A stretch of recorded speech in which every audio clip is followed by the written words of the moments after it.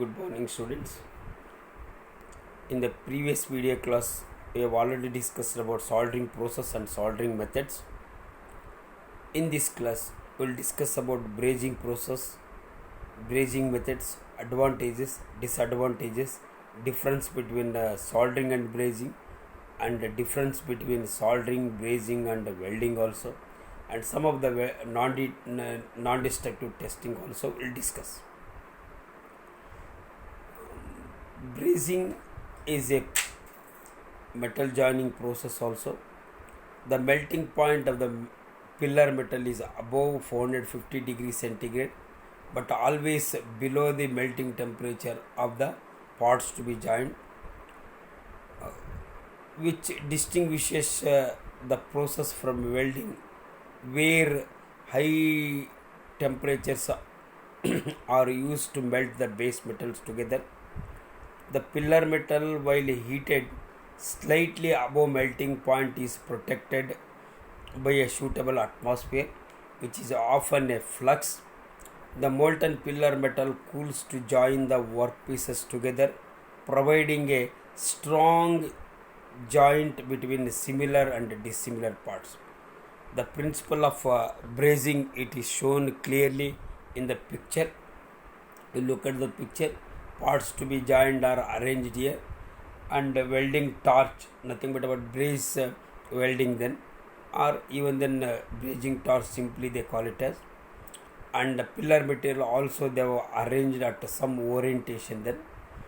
So in between, the welding torch melts few pillar material and soaks the trickles of metal in between the parts to be joined. All these what process they have shown here then. Accordingly, in the principle itself, it is clearly shown then the melting point of the pillar metal is above 450 degrees centigrade, but below the melting temperature of the parts to be joined, which distinguish the process from welding. However, the base metals are not melted here, but they join together with the help of pillar material and melting itself and soaks the trickles of metal in between the parts to be joined. What are the steps involved in brazing process? There are so many steps involved in brazing process. The first step, ensure good fit and proper clearance. Brazing uses capillary action to distribute molten pillar metal between the surfaces of the base metal. So when you are brazing, maintain a clearance between the base metal to allow capillary action to work most effectively. In almost cases, this means a close clearance. Optimum clearance or joint gap for most pillar metal, it is of about 0.0015 inch, but typical clearance ranges from 0.001 to 0.005 inches. However, a good fit and a proper clearance between the parts to be joined has to be ensured that provide a strong and a deeper penetrated joint then. And the second step, clean the metals. Capillary action works properly only with the clean metal surfaces. If they are coated with oil, grease, rust, scale or dirt or any other particles, any other foreign particles, you must remove these contaminants or they will form a barrier between the base metal surfaces and the brazing material. Therefore, all these unwanted foreign particles, dust, scale, grease, oil, lint, wax, are to be cleaned either by mechanically or by chemical process. The third step is to be apply the or flux the parts. Nothing but about application of flux over the parts. Flux is a chemical compound applied to the joint surfaces before brazing. Its use with a few expectations is essential in the atmospheric brazing process. This is because heating a metal surface accelerates oxide formation, the result of a chemical reaction between the hot metal and oxygen in air. If you don't prevent these oxides from forming, they will inhibit the brazing pillar metal from wetting and bonding to the surfaces. Therefore, flux not only prevent the oxidation, but also it cleans the work parts and providing a strong and deeper penetrated joint. And the next step is to assemble the work parts for brazing them. Once your parts are cleaned and fluxed, then hold them in position for brazing. Be sure they remain in correct alignment during the heating and cooling cycles so that capillary action can do its job. If the shape and weight of the parts permit, the simplest way to hold them together is by gravity. Then, however, assembling and holding parts, it is necessary to avoid distortion in welding them. The next step is to braze the assembly. Then, once if you clean the parts, apply the flux and hold it in a proper jig or picture or any other work holding devices, then you have to start the brazing. Then the actual brazing involves heating the assembly to brazing temperature and flowing the pillar metal through the joint. Be sure when you are heating an assembly to brazing temperature that you don't heat it to the base metal melting point. However, base metals are heating to the slightly below critical temperature, not to the melting point of the metals. This is necessary to form a strong joint then. But however, pillar material has to be melted completely and soaked then. However, non-ferrous metals and alloys, some other spelter are used to soak in between the parts to be joined. The next step after brazing, then we have to clean the brazed joint. After you braze the assembly, clean it because most brazing fluxes are corrosive. Cleaning is essential. Cleaning usually is a two-step operation. One, it is to remove the flux residue, and the second step, remove any oxide scale formed during the brazing process by pickling them. Flux residue means it is a thick, greasy like paste it forms after joint then. That may form other effect then. That is the reason then we have to clean that joint then. And any oxide scales formed after brazing, that has to be removed. This may be formed by acid pickling while it is cleaning then. So however, all these are the important steps involved in brazing process. Then some of the important methods of brazing are torch brazing. In this method, the heat required to melt and flow pillar metal is supplied by a fuel gas flame. The fuel gas can be acetylene, hydrogen or propane and is combined with oxygen or air to form a flame. This process is readily automated and requires a low capital investment. Torch brazing requires the use of a flux, so a post braze clean is often required. So the torch brazing makes use of a oxyacetyl torch only, and necessary gases such as acetylene, hydrogen, propane or some other fuel gases are burnt along with the oxygen and air, and a desired flame can be obtained at the tip of the torch. Such a flame can be used to melt the fusible alloy, nothing but a spelter, and soaks in between the joints. So therefore, this is what a torch brazing. So normally parts are arranging and spelter it is placed over the joint and melts and soaks. So then coming to the induction brazing, high frequency induction heating for a brazing is a clean and a rapid, giving a close control of temperature and the location of heat. Heat is created by a rapidly alternating current which is induced into the workpiece by an adjacent coil. A high frequency induction heating nothing but what? Induction coils are arranged around the work part or in the furnace then that generate the desired heat to the work parts, and as well as with that heat or increasing heat may fuse the spelter or a fusible alloy in between the parts when it is available in the furnace, induction furnace especially. However, then heating is obtained by inducing alternating current into the workpieces by a adjacent coils in the furnace. Then coming to the resistance bridging, this is a process in which heat it is generated from resistance to an electric current flowing in a circuit which include the workpiece. The process is almost applicable to relatively simple joints in metals which have high electrical conductivity. So nothing but what resistance is offered for the flow of current between the work parts, so that heat it is generated.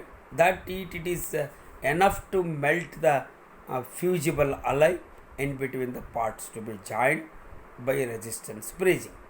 Then furnace bridging. So furnace bridging offers two prime advantages: protective atmosphere bridging, where high purity gases or vacuum negate the need for flux, and the ability to control accurately every stage of the heating and cooling cycles. Heating is either through elements or by gas firing. So in the furnace bridging, a desired atmosphere, gaseous atmosphere, it is provided. Therefore, entrapment of the atmospheric gases can be completely prevented, and heating the work parts and fusible alloy. So normally work parts are preheated to the below critical temperature, and the fusible alloy it is heated to the melting point and soaks in between the parts to be joined. However, heating the work parts and the fusible alloy completely free from entrapment of atmospheric air or oxygen. Therefore, completely it prevents oxidation. This comes under furnace bridging. Then dip bridging. This involves immersion of the entire assembly into the bath of molten braze alloy or molten flux. In both cases, the bath temperature is below the solidification point of the parent metal but above the melting point of the pillar material. That completely coat and solidify after taking it out the part from the bath or tank or container. So however, in molten braze or molten flux or molten braze alloy or molten flux containing in a container, and in which the entire assembly is dipped and made to coat over thus.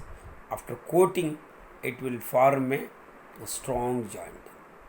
Then salt bath bridging. In salt bath bridging, a molten bath of fluoride and a chloride salt acts as a source of heating. The pillar metal is placed in the joint or before bridging. Next, the whole assembly is preheated to an appropriate temperature and dipped in a salt bath for 1 to 5 minutes. Finally, the hot brazed joint obtained is rinsed or washed thoroughly in hot and cold water to remove any remaining flux or salt. Then salt bath bridging is generally employed for bridging aluminum and its alloys. So this is also free from oxidation. A molten bath of fluoride and chloride salt is used for forming a joint. This is exactly comes under salt. And coming to the vacuum bridging, it is a method of joining two or more metals by melting a pillar metal or the bridging alloy in a vacuum furnace. They do not contain fluxes, therefore no need to remove the slag by mechanical methods, and the weld appears clean. So because heating the work part and melting the fusible alloy carried out in a vacuum, therefore it is completely free from all other adjacent effect. However, it provides a strong and deeper penetration of the joint. Therefore, vacuum bridging is most important brazing method. Then coming to the advantages of brazing process, then localized heating does not cause to metallurgical damage and phase transformation of the base metal, unlike welding. Localized heating nothing but what work parts are heating below the what melting point of the metal, and metallurgical damage should not be carried out, because heating the metal above the recrystallization and cooling in a room temperature may change the metallurgy of the work part. This what tendency it is not appeared in brazing process. Work parts are heated only to the free heating temperature, and fusible alloy to the melting point of the fusible alloy. Therefore, strong water joint, unlike welding, it may form, because in the welding heat affected zone is a common tendency.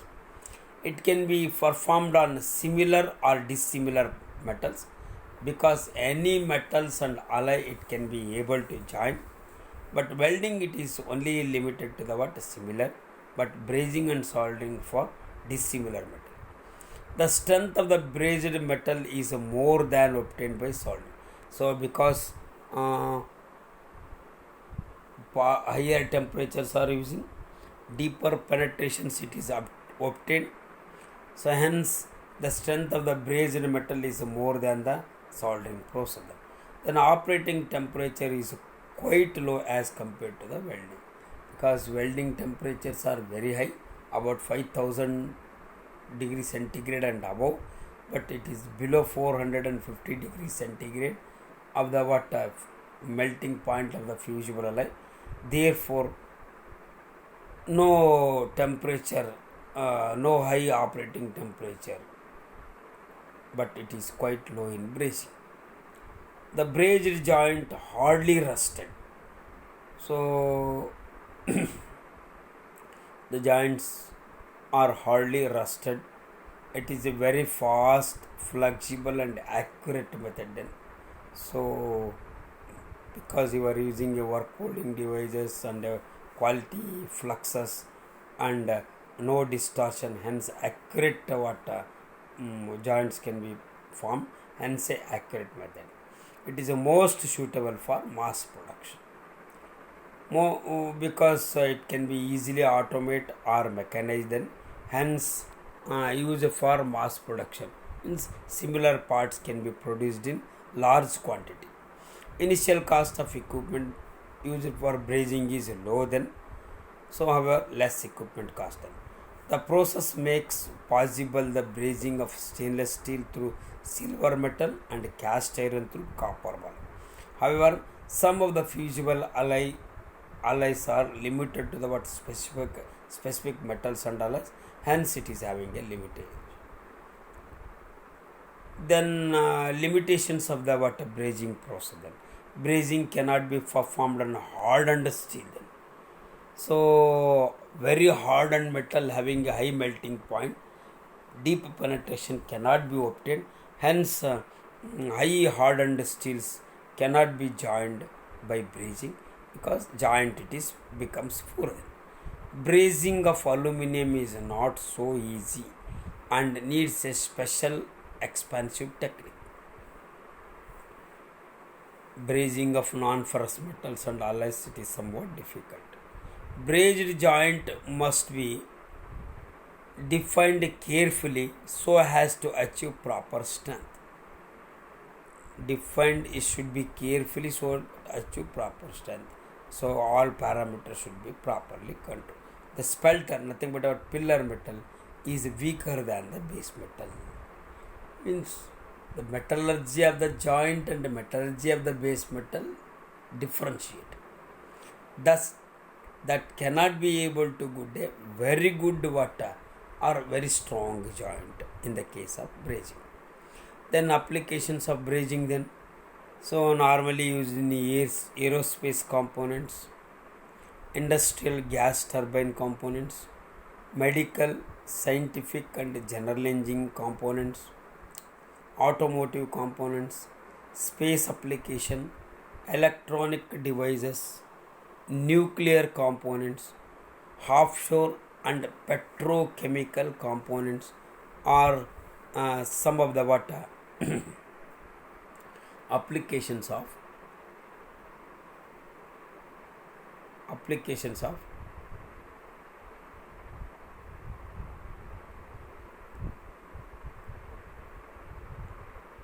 brazing process. Then coming to what differentiate between soldering and brazing. Soldering is usually done at a temperature below 200 degrees centigrade, whereas brazing is done at temperature above 400 degrees centigrade but below the critical temperature of the particular metal or alloy. The soldering joints that are developed in soldering process are weaker than the joints which are formed in brazing. In soldering joints are less stronger than the what brazing joint, and therefore brazing results a stronger joint. Soldering requires a special training, but brazing there is no need of such special of training for obtaining a dissimilar joints.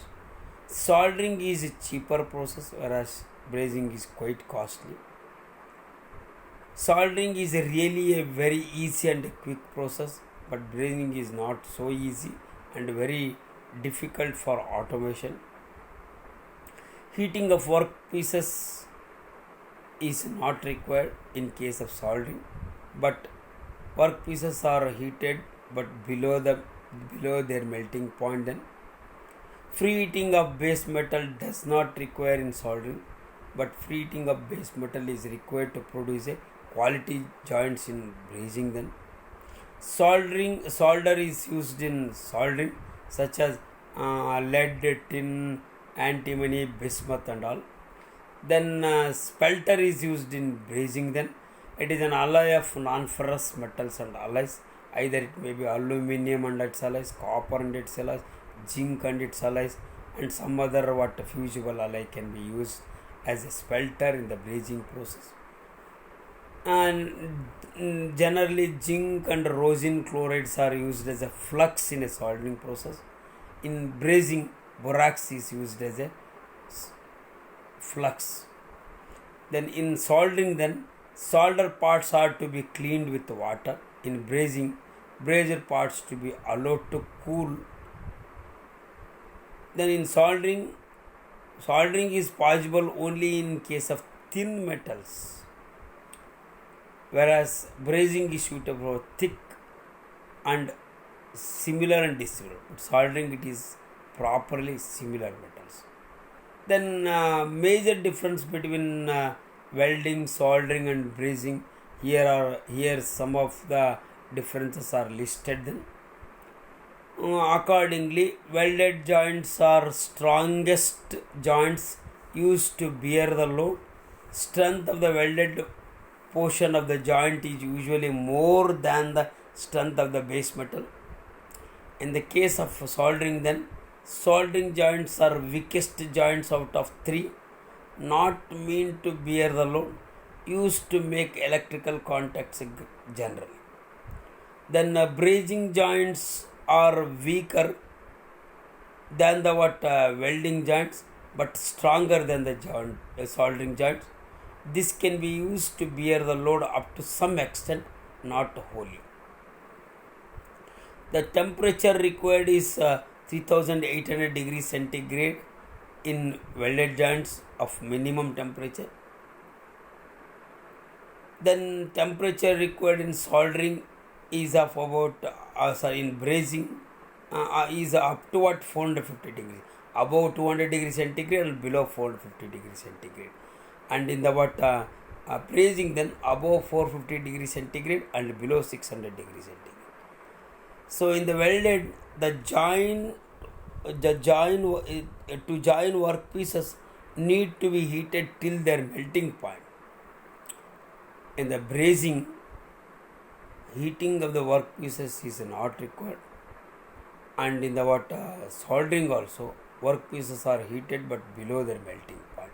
In the case of brazing, little heating, free heating it is required. So mechanical properties of base metal joints may change at the joint due to heating and cooling in a welding process. Means completely mechanical metallurgical properties change because metals are heated above the requisite temperature and cool it in a media that changes the metallurgy of the metal and as well as mechanical properties of the metal. But in the case of soldering joint, no changes in mechanical properties after joining. But in the welded process, in this brazed part, then may change in mechanical properties of the joint, but it is almost negligible. So, heat cost is involved and high skill is required in welding. Then cost involved and skill requirements are very low in soldering. Cost involved and skill required are in between other these two process in brazing process. Then heat treatment is generally required to eliminate undesirable effects of soldering, undesirable effects of not soldering, welding then, but no heat treatment is required. But no heat treatment is required after brazing also. So all these are and some other differences are very important between all these processes such as welding, soldering and brazing. Then coming to the non-destructive testing then. So non-destructive testing, it is a very important and advanced inspection method for all kind of metals and alloys. NDT or non-destructive testing is a testing and analysis technique used by industry to evaluate the properties of a material, component, structure or a system for characteristic differences or welding defects and discontinuities without causing damage to the original part. NDT also known as non-destructive examination, and also it is called non-destructive inspection, and also it is termed as non-destructive evaluation. So however, testing and analysis technique used by industry to evaluate the properties of the material, component structure of the system. It is not only establish the properties, either the mechanical, metallurgical properties of the metal, but also it identify the quality of the material along with the structure. Then characteristics differences are welding defects and discontinuities without causing damage to the original. Means without impairing or destroying or breaking the work part, it is determined the properties of the metal material and quality of the metal or a joint. NDT, it is commonly termed as a NDE or non-destructive inspection, NDI or NDE, non-destructive evaluation.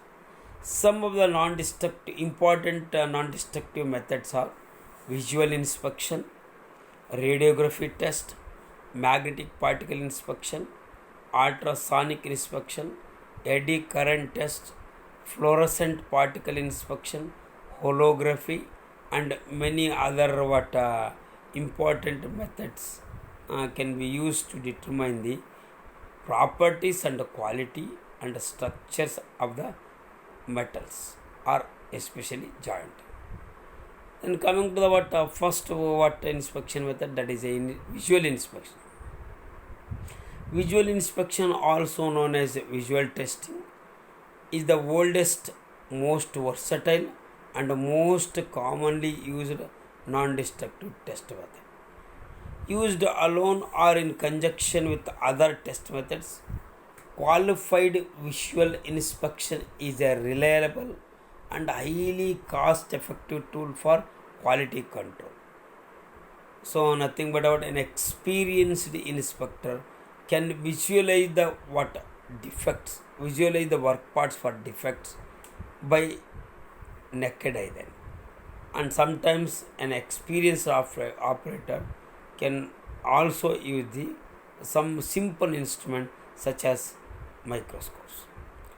Direct visual inspection applies proper lighting measurement and comparative tools with the experience of our qualified technicians to determine design compliance and conformation to drawing codes and specification requirements.